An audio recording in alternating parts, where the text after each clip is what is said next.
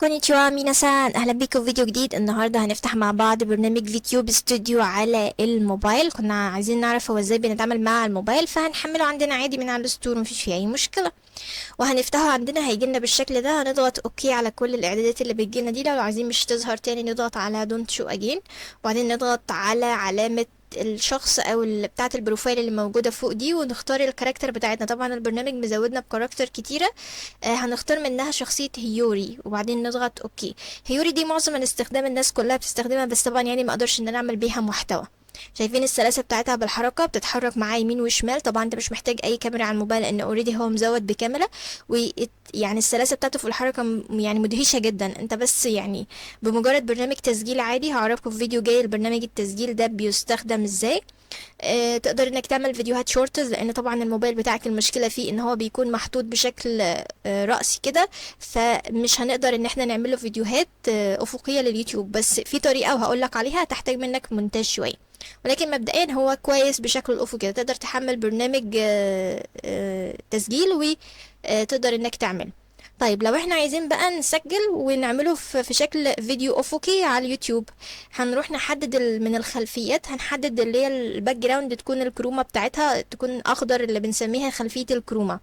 ونبدا ان احنا نسجل عادي باي برنامج مسجل، وبنتكلم عادي وبنتحرك برياكشناتنا والامور تمام عادي. بعدين بقى هنروح على برامج المونتاج، ونبدا ان احنا نعدل الباك جراوند بتاعتنا دي عن طريق ان احنا نشيل الكرومه ونحط اي باك جراوند احنا عايزينها. ده هيعتمد عليك بقى. في مواقع تانية، او لما انا بستخدم مثلا برنامج في ماجيك ميرور على البي سي، فبيكون بالنسبه لي متاح ان انا احط الباك جراوند اثناء التسجيل، مش بتعب في المونتاج قد كده. لكن بقى بما انك شغال من الموبايل، فهتحتاج خطوه اضافيه، ده في حاله انك عايز تعمل الكاركتر بتاعك تبقى محطوطه بشكل افقي. طيب الخطوة اللي بعد كده هنروح على علامة الإعدادات اللي موجودة عندنا ده، لأن في حاجات مهمة جدا محتاج إنك تتعامل معاها في الإعدادات عشان خاطر الشخصية بتاعتك تبقى ماشية سلسة وكويسة جدا. هتروح من رأس الشاشة من فوق خالص، وهتضغط على علامة الكاميرا اللي موجودة فوق.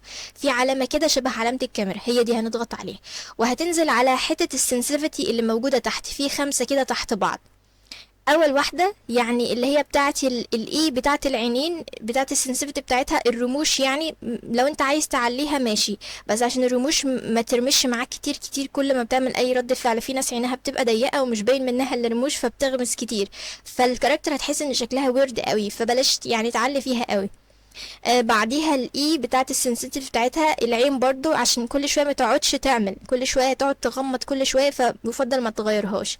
بعد كده السنسيفيتي بتاعه الماوس بتاعها بقها، يفضل انك تعليها خالص عشان مع اقل حركه من بقك ان الشفايف بتاعتها تتحرك. واللي تحتيها برضو نحاول ان احنا نعليها شويه برضو، عشان خاطر كل ده خاص بالماوس. واخر واحده ما نعملش فيه حاجه، نسيبها زي ما هي. يا ريت انك تعمل الاعدادات زي ما انا عملتها كده معاك، بس هو ده كل اللي احنا محتاجينه، الباقي خلاص.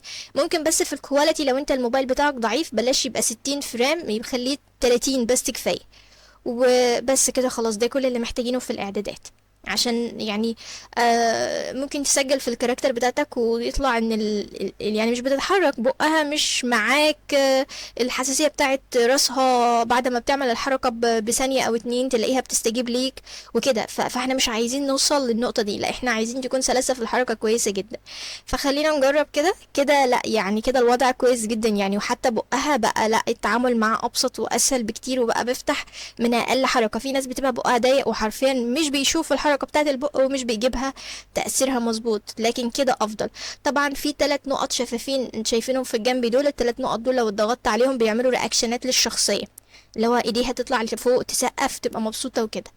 هيبقى عندنا مشكلة بس في النهاية ان احنا عايزين نضيف كاركتر بتاعتنا. احنا كنا اتعلمنا قبل كده من على موقع بوز ازاي ان احنا نحمل شخصيات 2D من عليه عشان نبدأ ان احنا نرفعهم. هعلمكم المرة الجاية في الفيديو الجاي بإذن الله ازاي ان احنا نرفع شخصيات 2D على موقع فيتيوب ستوديو او على ابلكيشن فيتيوب ستوديو. ازاي اني افك ضغط الملف اللي معايا واحطه جوه الملف بتاع البرنامج عشان يبدأ انه يتعرف عليه. هعرفه لكم في الفيديو الجاي بإذن الله. نلتقي في فيديو جديد. سايونارا.